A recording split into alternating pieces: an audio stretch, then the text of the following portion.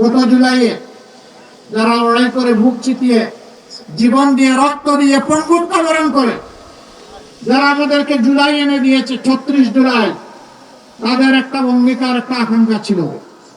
তাদের আকাঙ্ক্ষা ছিল তারা একটা বৈষম্যহীন ন্যায় বিচারে ভরপুর একটা বাংলাদেশ চায়।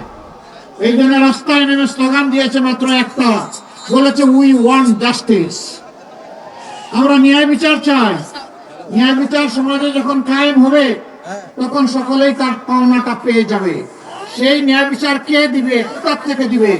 সেই ন্যায় বিচার তারাই দিবে যারা বিচারকে সম্মান করে। আর সেই বিচারের উৎস হচ্ছে আল্লাহর বিধান।